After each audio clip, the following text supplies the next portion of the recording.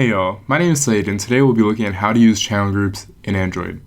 On a higher level, Stream Controller is the concept of being able to publish and subscribe to multiple channels or channel groups. Let's explore the different concepts of delivering and receiving data, such as multiplexing, channel wildcards, and channel groups.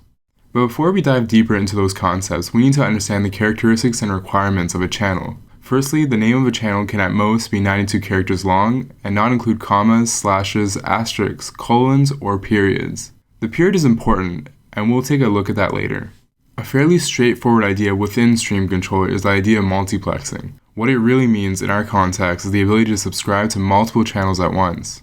The threshold for this subscription method is that each client can at maximum be subscribed to 50 channels at once. So how do we overcome the 50 channel maximum? This is where the period comes in from earlier.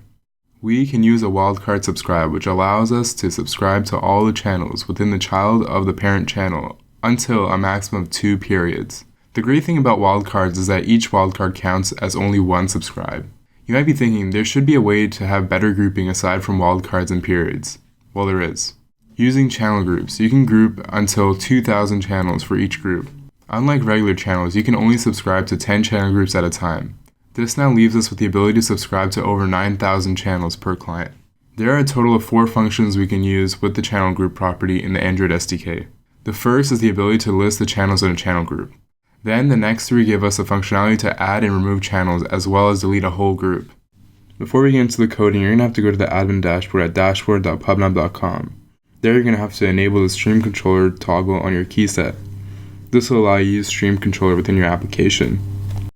Great. Now we can head over to Android Studio and create a new project. Here you can put whatever name you like for the project and also make sure that you have the Kotlin checkbox enabled, because we will be using Kotlin in this tutorial. For this application, we're going to be using Android Lollipop and above, but you can choose whichever target version you like, and you can continue through the rest of the setup as usual. So, to use PubNub within our application, we're going to have to make sure that we meet a few prerequisites. The first requirement is the ability to have internet access within our application. So we're just going to head over to the android.manifest file and add the internet access permission. The next requirement is having the PubNub dependency added to our app-level Gradle file. By adding the dependency, we're telling our application that for our app to work, we will need the PubNub package. Now let's have a look at our application. First, we can head over to the activity_main.xml to look at our front end. We can see that there are 3 components here. There's one text view and 2 buttons. The text view allows us to place messages from our subscribed channel into that text view, and the 2 buttons allow us to publish to the different channels that are going to be part of the channel group. Now let's head over to the main activity.kt file and see what's happening there. We see that first we're connecting the front end to the back end and assigning the references to 3 local variables. Then we're configuring our PubNub object with our publish and subscribe keys. Once that's done, we're declaring a channel group. Here we're naming the channel group as example group, and then we're adding 2 channels, ch1 and ch2, to that channel group. Once that's done, we're going to subscribe to the group and add a listener.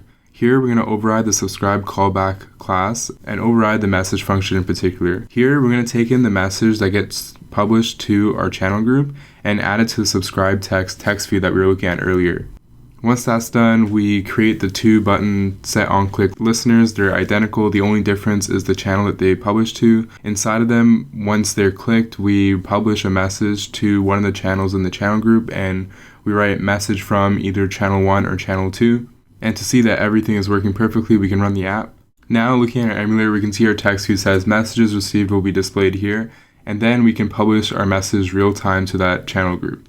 So first we're going to publish from channel 1, and we can see it says publish from channel 1, and we get the message from channel 1. Then we can publish from channel 2 to see that both of these publishes are being sent to the channel group, and we're receiving it on each individual channel. So here, again, we get the message from channel 2 on the channel 2. Now, if anyone had this app downloaded and they were subscribed to the channel group, if we publish to any of the channels in the channel group, we would be able to receive those messages. Great. I hope now you have a better understanding of how channels work. If you have any questions or concerns, don't hesitate to reach out. We're always here to help. Thanks for watching.